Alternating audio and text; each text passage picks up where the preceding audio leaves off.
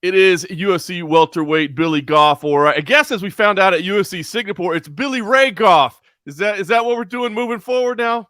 Yeah, it was it used to be I only my family would call me Billy Ray, and my coach was like, "Hey, Billy Ray sounds cool. Let's go with that." I got to be honest with you. I kind of agree with the assessment. It's got a little bit more of a ring to it. Yeah. Plus, he won Billy, so I dig it. I dig it. All right, we'll talk about it, man. We talked about Singapore, a few days removed from your debut UFC win. I'm sure that's a moment you had imagined for a long time. So, just what did getting that result mean for you as a fighter? it was it couldn't be better. I mean, it was great. It was plus it was I made a lot of strides as a fighter, as a person in that one, in the camp. I It was the most present that I've ever been in the cage. I was very aware. I wasn't too like my nerves were a lot calmer going in. I remember before I walked out, they were gone, and I figured out a lot of things like, okay, this works better, this doesn't, and it was just a great point in my career. Just figured That's out things, hit some huge milestones, and now we get to start on the last road. It's a very yeah, absolutely. it's the last road. But that's awesome to hear, right? Because normally you hear a UFC debut, the nerves are high, right? And fighters really strive to reach that level where they're comfortable, they're present, they're seeing things happen. So did that almost shock you that here you are in your debut halfway around the world and you had that presence? Not really, because I mean it's never like, even though like I've always been very nervous, and I was still nervous for this fight. Like um I was nervous all week. I was nervous during the day. I was nervous that it fucks up my sleep. It hits me hard. Um, but as long as they go away before I get in the cage, that's all that really matters. Because then I won't panic. I won't freak out. I won't zap my cardio too much. I'll feel a little more comfortable going in. I'll stick to the game plan better. The but even before, when I would get more nervous and didn't have it as good under control, it was never like my opponent didn't. It wasn't my opponent that made me nervous. It wasn't the crowd that made me nervous. It wasn't where I was that made me nervous. It was always just the idea of getting tired, or not performing as well, or not winning. Like, those were the things that bothered me. I don't really care about getting hurt. I don't really care about. I don't really care about the guy that I'm fighting. I can fight anybody, and it's not going to bother me. But I don't want to get tired. I don't want to have a shitty performance. I don't want to. I don't want to lose.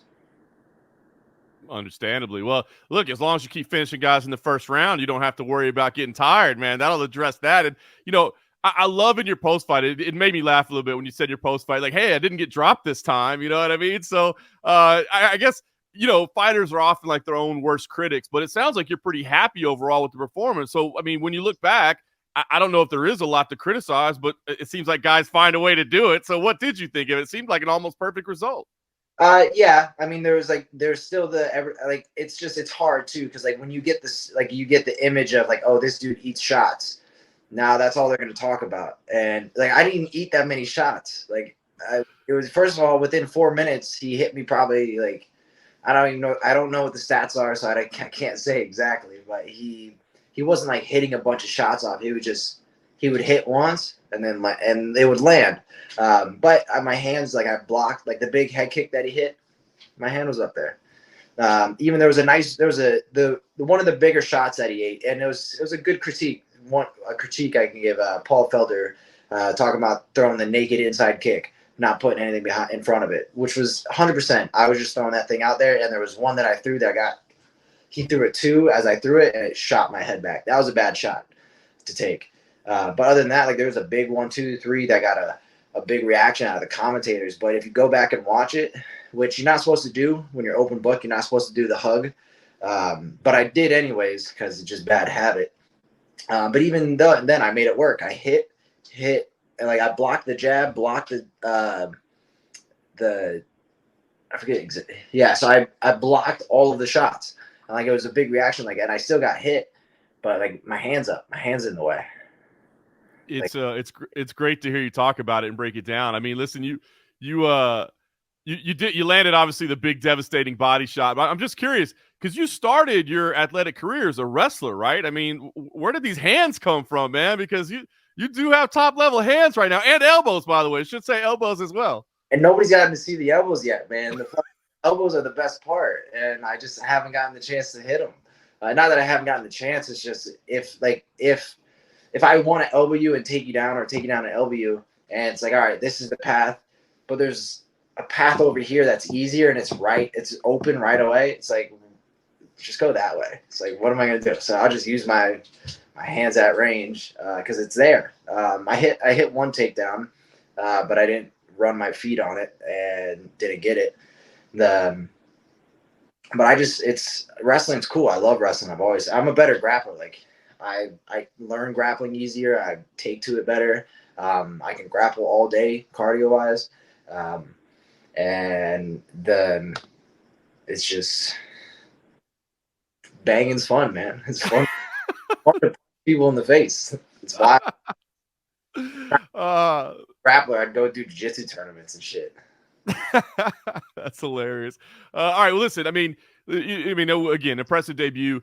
A year in between, though, right? And I know not an easy year. So I guess I don't know. What was that time like? I mean, challenging? Did you always know, hey, I just got to get through this and I'll be there? Or were there days where you're like, oh man, here I am on the cusp of my dream, and now there are these roadblocks? I mean, what was that year like for you? It was definitely a big mix. It was definitely very frustrating at times, especially watching other fighters that were on the same show at Contender Series as me, getting 3, 4, 5 fights deep, and it's like I'm just sitting here twiddling my thumbs.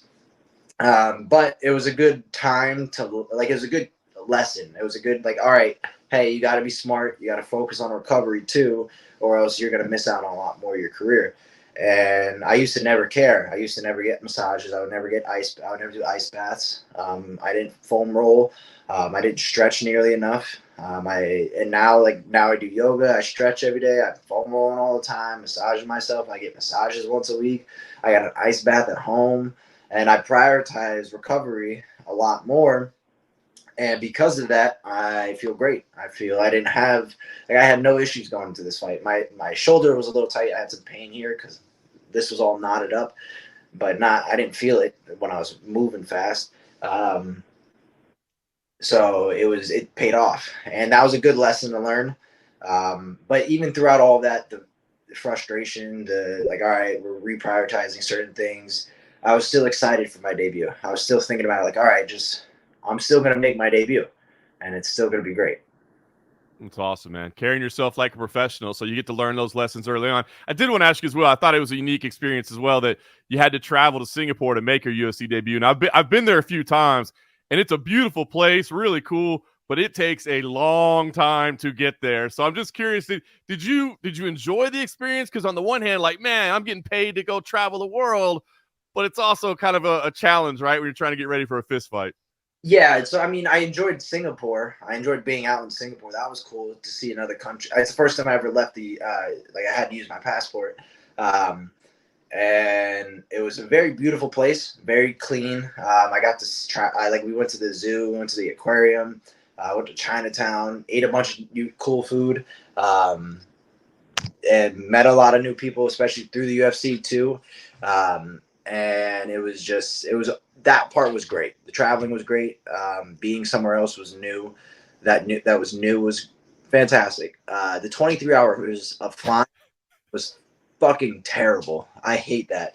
But thankfully, honestly, going out there wasn't as bad because I slept. So I stayed up for the first flight. It was 6.5 hours. Then the next one is 16.5. And that one I stayed up for a little bit and then just slept on and off for almost the whole thing. And when we got there, we got there at Monday morning. So I kind of just got off the plane, woke up, got off the plane, and just started going about my day. We just stayed up all day and then slept really hard that night, and I was good from there. Very nice. We got here at night, and so I got home and I was like, all right, I'm going to unpack because I got energy. But just the traveling home was worse than going because it was just the whole week was done, tired, sore. My face was hurting. My head was hurting. asking the flight attendants for Advil. Oh, the little things that happen behind the scenes that nobody really knows about. So, all right, well, listen, last thing for you, man. I mean, you got the win, impressed everybody. You called out anyone on the roster. You said, I don't care who it is. Let's just do Madison Square Garden. Have you gotten any feedback yet from the UFC about, is that going to be possible? No, I haven't. And most likely won't be because Madison Square Garden's a big card and it's already full, I think. So the chances of that happening, unless it's like a cancellation or last minute, is slim.